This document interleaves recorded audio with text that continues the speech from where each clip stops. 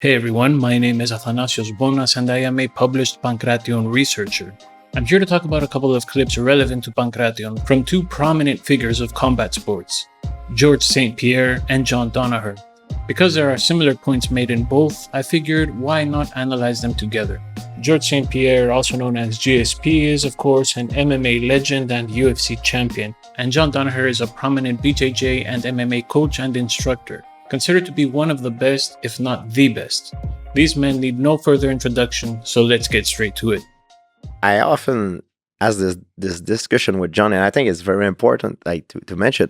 I ask you several times, what would happen if we would take a fighter of modern days facing the champion of Pankration? Real quick, it's pronounced Pankration or Pankration. This is an interesting question. And you brought some incredible good point, and people don't realize it, Yeah, no, I think one of the great tragedies of martial arts history is our loss of the historical records of Pankration. Actually, there's a great deal of records, both textual and iconographic, of the specifics of Pankration. The problem is that academic scholars haven't systematically analyzed the vase depictions, of which there are thousands, or even conducted a deeper analysis of the linguistic terminology found in ancient texts of various time periods that ties to techniques, tactics, and the strategy of the sport. Hence, when you see academic books or studies on ancient Greek athletics, combat sports techniques are almost entirely omitted. My article on the kicking techniques of Pankration is the first study to focus on Pankration techniques and conduct a terminological breakdown. My upcoming article on hand strikes will be the first to also include a large-scale analysis of pottery depictions. Like most of what we know was, from what I'm told, is actually lost in the fires of the Library of Alexandria, and we're left with only a pitiful amount of information on Pankration matches. Well, given the misinformation circulating on Pankration, it's no surprise that he appears to have been misguided on the topic. Though it is true that around 93 to 97% of ancient Hellenic literature was lost, not just due to the multiple burnings of the Library of Alexandria, but also because of the pillaging and indiscriminate destruction of Hellenic culture by both the Christians of the Byzantine Empire and the Islamist Ottomans. But we do have information about Pankration matches from hundreds, if not thousands, of vase depictions and a number of reliefs that have thankfully survived. But what we do know is that there was a very large participation in the sport, and that it was widely considered the most popular sport in the ancient Olympics, and that it was represented in the ancient Olympics for many hundreds of years, plus a long period of time before its introduction into the ancient Olympics. And so the development time that it may have had would have been very significant. Okay, so yeah, the sport was one of the most popular events and was consistently recorded as having larger prizes than either boxing or wrestling. And there are also more Pindaric odes dedicated to Pankration victors than champions of the former two. Now, any period prior to Pankration's introduction into the ancient Olympics is a tricky one to analyze historically. The first written mention that dates Pankration goes back to the mid-7th century BCE. However, this doesn't mean that Pankration or comprehensive combat sports didn't exist prior to that. For example, take ancient boxing. Boxing was also introduced into the Olympics in the early 7th century BCE.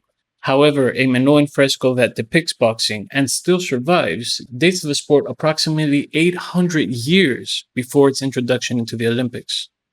As far as we know, most of the development would have been in the major Greek city-states for literally hundreds of years of development. From the records we have, we know Pankration's development was likely not tied to a single geographic region or city. Take Doriefs, for example, who won 3 consecutive Olympic championships, starting in 432 BCE. Doriefs hailed from the island of Rhodes in the Dodecanese and was the reigning champion for over a decade. He likely had a more striking heavy approach to Pankration, given the island's history of Olympic victors in boxing. Given its prestige as an Olympic sport, then the best athletes would have been doing it. Some of the sharpest minds that we know of in human history were involved in the sport. Everything he said here is 100% correct. Plato, the great philosopher, was a Pankrationist in his youth. That's why it's important to pronounce Pankration correctly, as it makes it much easier to understand the term for a practitioner of the sport, which is pankratiast instead of pancrationist. In fact, his name, Plato, is a nickname. Platos is like plate. It means broad or big guy, like the big guy. He is right that Plato's name was likely a nickname derived from the word platis, which means wide. It's cool that he knows this, but Plato was most likely a wrestler. He could have practiced Pankration too, but sadly there's no written record that clearly states that he did. He spoke often about pankration in his written works. Yeah, Plato does mention Pankration in his writings, though it's kind of funny that the one philosopher he picked here was actually really not a fan of groundwork. Imagine people with the intelligence of Plato thinking about grappling technique for hundreds of years in the most popular Olympic sport of that time. This is a great point. It's not just Plato that writes about Pankration in combat sports. Aristotle, the father of logic, Democritus, the originator of the theory of atoms, and many others all wrote about them as well. I talk about this in the philosophy video that I made a while back. It's quite conceivable that the best pankration athletes were of the absolute first quality. And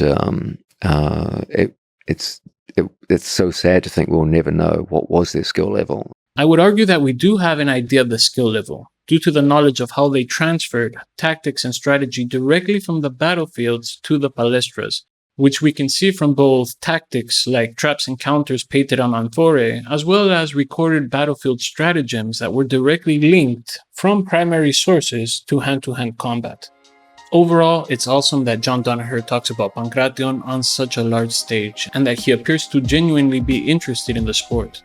Obviously, I don't blame John Danaher for being somewhat misinformed. He doesn't claim to be an expert on the subject, and he does state that this is what he's been told, and they're just discussing it tangentially on the podcast, a setting in which no one can be entirely accurate.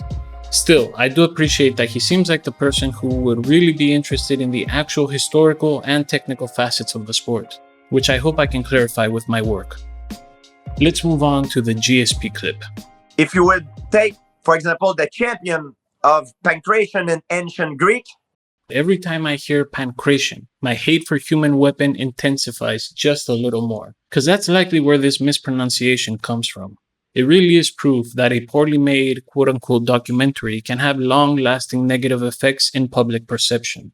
And no, the attention it brought to Pankration was definitely not worth the now deep-rooted misinformation it left behind. At this point with Pankration, I'd rather have one properly made and sufficiently researched documentary or book than 1,000 ridiculous misinformation spreading influencer videos and major network pseudo-academic nonsense. If you would take, for example, the champion of Pankration in ancient Greek and make him compete against our champion of modern day, maybe they would win. And I'm going to tell you why, Michael, because they did it for more than 800 years. Okay, so I've been asked this hypothetical quite a few times. Would a Pankration champion win in modern MMA? Physical strength differentials aside, I think the answer is, it depends on the rules of competition. Barehanded in a large open space arena, then yes, a Pankration would win hands down. Everything about the sport evolved to accommodate its own unique rules, from the guard and footwork to the tactics and strategy. But with modern MMA gloves, in a setting like a cage, the Pankration would be at a great disadvantage. We've been doing MMA for like 30 years. It's been like maybe 30 years. 30 like years. Imagine how much it would involve in 800 years. What is interesting to think about is the fact that Pankration did indeed have several centuries to develop, unlike modern MMA. But with the advent of the internet and the sheer size of today's global population, catching up to that level may be far faster than we think. However, there are some aspects of evolution that simply come with time, because global trends tend to cause a plateauing in innovation, something that dissipates as the years go by. But I'm really curious if they would have better fighters than us. And I think if I have to be objective about that, if someone asks me the question, I think the answer is yes. Overall, it's hard to tell for certain, but the ancient Hellenists did have an understanding of the strategy associated with close quarters combat that may far surpass our own, because that is also how they fought their wars, and those that survived would be the ones that could then compete. Would you? And after that, the sport was dead. We didn't hear about it until quite recently. And the sport wasn't actually dead. It just wasn't practiced during the Byzantine and Ottoman eras in Europe. But it was still practiced in the Greco-Asian populations even far after Alexander's expeditions, and its influence on other combat sports carries on even to this day. It used to be the most popular sport. It was the number one sport. They used to stop war during the Olympic Games to make their best athlete compete. He is right that at various ages, Pankration was the most popular sport, sometimes only second to chariot racing or perhaps the stadion, while other times far surpassing them both. Now, wars would not necessarily stop during Pan-Hellenic competition. The Olympic truce, for example, would only guarantee safe passage to Olympia and provide safety at the site of the games, but that is the extent of the power they had regarding the enforcement of ceasefires. Of course, the rules were different. They used to fight naked and everything. Now, this is quite a common misconception. They fought with a perizoma, not entirely naked. It's just that loincloths look a bit awkward on vases, so many painters just didn't draw them, the same way they often didn't draw armor on soldiers. And they were doing it at a much, they didn't have referees, they didn't have judges, they didn't have people going, no, down with elbows. You know what I mean? The consequences were much higher. So they did have referees, the Hellenovike, for example, in the Olympics, and there were rules, just different ones than what we have today. If you wanted to give up, you had to point the sky. That's how you give up. This is true and eloquently put. Mind you, there was tapping too. I believe that pointing up was just how vase painters would display submission because they couldn't draw tapping motions at that time. What's most likely is that both forms of submission were actually used. All in all, I do really love GSP's enthusiasm for Pankration, and I believe he would find certain aspects of the sport fascinating, of which I don't just mean the history.